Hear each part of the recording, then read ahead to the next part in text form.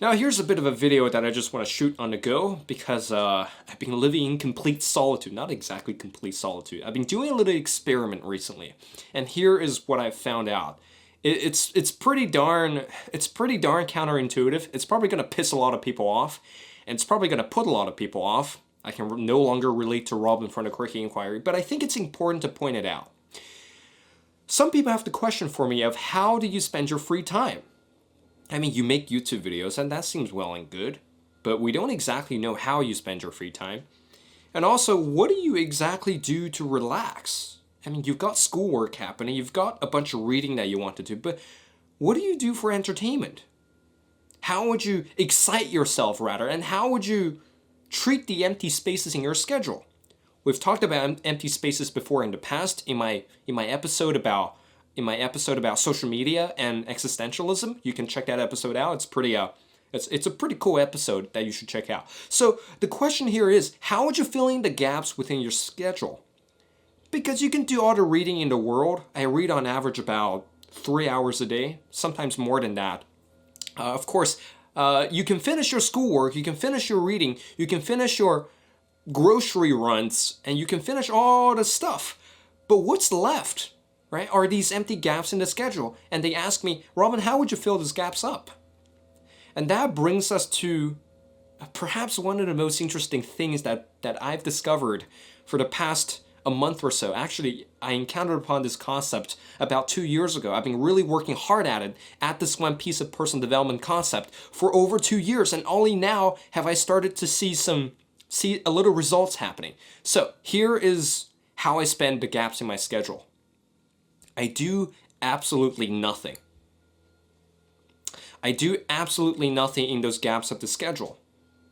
I do absolutely nothing. Now, first of all, people come to me and say, Robin, you've got such a boring life. All you have is your books, your lame videos on YouTube, your lame personality, your lame concepts, your lame Foucauldian historical analysis, your lame essays that you write on the Quirky Inquiry. Your life is a wreck, man. And how could you ever be happy living in that condition? You know, Robin, when you need to be happy, you need a bunch of cool friends to hang around. I'm not saying that I have no friends, but my friend circle is relatively small. You need a bunch of cool friends to hang around with. You need girlfriends to surround you at all times. You need to get into a relationship. You need to watch the latest and the coolest movies. You need to follow the Kardashians. You need to do all this stuff and look at all these flashy cool toys and look at all these look at all these stuff. Look at the new gaming consoles. Look at the hottest video games. Red Dead Redemption 2 that just recently came out. I'm not sure. I'm not really on par with the gaming thing. I used to be a pretty heavy gamer, but right now I don't play much video games anymore. But the plea here is that they would intuitively assume that by having a boring life, you become less happy, right? By having somewhat of a boring schedule. Now, let me tell you my schedule exactly. I wake up at about 6:30. I read 30 minutes first thing in the morning. Then I meditate for 20 minutes. I go out for a run, and then I have breakfast. And then the rest of the day is just reading and then going out for walks. That's how I spend the entirety of my holidays. And so what people intuitively start to assume that, man, with that boring of a lifestyle, how can you be happy? How can you ever be content? Wait a minute, contentment.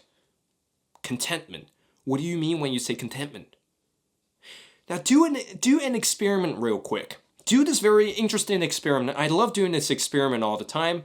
I love it as a thought experiment, but recently I've been really crackling down on actually implementing this piece of experiment. Situate yourself in an empty room with nothing. Absolutely nothing. Absolutely no squabbles, no shticks, no cats, no dogs, no fancy novels, and no pornography, no video games. Just situate yourself in a room by yourself. And just sit there for 30 to 60 minutes and see how you feel. Sit yourself in an empty room in 30 to 60 minutes and see how you feel. Now, it's hard to appreciate the difficulty of which. Have you actually done it? The first time when I did this exercise, I could barely sit there for 5 minutes. And even nowadays, I could barely sit there for 30 minutes. Even though there's a bit of a progress happening, but what I've noticed is that once you situate yourself in a boring situation, once you situate yourself, for example, in a chair, just sitting there with nothing to do for the entire day, no friends are coming to hang out with you, and no girlfriends are coming to caress you, and no fancy novels for you to read, and no video games, no new video games for you to play. You have an entire day just with nothing, and you're bored out of your mind. The instinctive thing for us to do here is to get all agitated, and in the heart is sort of playing this weasel game of I should be doing something, I should be doing homework, I should be going out, I should be having a coffee somewhere, I should be having lunch now. And you have this sort of agitated feeling that just really grips you, and then the next thing that you know, you're filling up this void of time, you're filling up this void in your schedule with some mindless activity. You go on YouTube, watch a couple cat videos just to fill up that void. Not necessarily because you need that cat video. It's just that you want to fill in that void. That's all the function that it serves. Okay? Just become aware of that. It's very hard for us in the 21st century to sit down alone in a room. And on the contrary, it's very hard for us to be content. As I talked about just a second ago, contentment. What do you mean contentment? Is contentment merely getting agitated by all sorts of stimuli around you? Or is contentment something else? Is contentment something else? Is contentment getting attached to all sorts of fancy activities? Or is contentment simply developing the ability to sit alone in your room by yourself? Think about it, it's quite logical and intuitive. If you can be perfectly content and happy just by sitting, I'm just sitting here, I'm just talking, and right now I'm happy. So if you can just situate yourself in a situation where nothing really disturbs you, just situate yourself in a room with a good book, just a good book, and you just read that book and just appreciate what it is. Is that where contentment comes from? Or is contentment coming from you going out there partying and getting drunk and then getting hungover the next day? Or if that's the definition for contentment, all powers to you. But really, have an objective view of this situation. Is contentment this sort of state of agitation where you're constantly chasing stuff, and then when you've gotten that stuff is not really that satisfying at all? Or is contentment developing the ability to sit in an empty room by yourself, be totally content whilst detaching yourself from everything? Practicing a state of detachment, practicing a state of renunciation, so to speak. And this renunciation is not some religious purge or religious fasting, but rather it's a very personal thing. If you can be perfectly happy just by sitting in a room, just imagine how much happier your life could become. You know, if you're actually hanging out with your friends. Actually, I'm hanging out with my friends on Sunday, which I'm pretty excited about. Really, for the past 1 week, I've been spending in complete solitude. Just in my room because my parents went on holiday to some foreign land. They left me home all by myself. But I just had the best 5 days of my life ever. I spent my time cooking. I spent my time reading a lot of good novels. I spent my time digging through some Dostoevsky, which is one of the authors that I became acquainted with recently. And I'm really enjoying his work so far. Quite insightful and quite eye-opening. Just been spending my time taking long walks and then watering plants. And then it's just really boring. And yesterday, I cooked myself a couple pancakes, and that really cracked me up. That really got me really happy. And I started playing myself some Sinatra from my iPad, and that really cracked me up.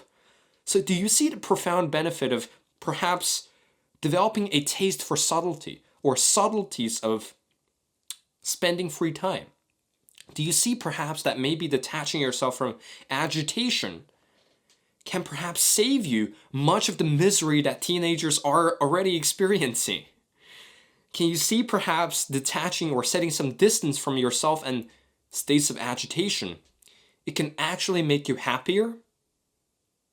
I don't know, it's up to you. You can try it out, take it or leave it. This is just something that I found out to be very, very profound. Nowadays, I can just sit there and just look at the trees and I'll be happy as hell. I look at the cat there was a black cat. There was a black cat on the street yesterday. I was gonna water the plants, but this black cat kept looking at me, and then it was sort of looking at me with a sort of suspicion, and it was very uncomfortable. And in my mind, I was thinking all sorts of weird thoughts, and that little event alone really made my day. Just a random little cat on the street, even that cracks me up. So then I started wondering, if everything started to crack me up, I don't really need agitation anymore. I don't really need video games. I don't really need I don't exactly need anything else to be happy. That's the point that I'm driving at. There's not much that I want anymore. In fact, my dad asked me, "Oh, your birthday is coming up real soon. What do you want?" And I struggled to even come up with a response. I really struggled to come up with a response. And then when people ask me, "Oh, where do you want to go hang out?" I struggled to come up with a response because there's nothing much that I want anymore. There's nothing much that I crave. Of course there are wants. I want more books to read. I want a better camera. I want a girlfriend, something like that. But there's no craving for it really. I can be totally content, but wants stay wants. So that's something quite interesting that had just happened to me recently. Take it or leave it. As any videos of the Quirky Inquiry, take it or leave it. Don't take it as advice. This is just the documentation of my own journey of developing myself, and this is my take on happiness and contentment. You actually have to do the opposite of what everybody else is doing to gain true fulfillment and happiness. Well, I'm here for the Quirky Inquiry, signing off right now.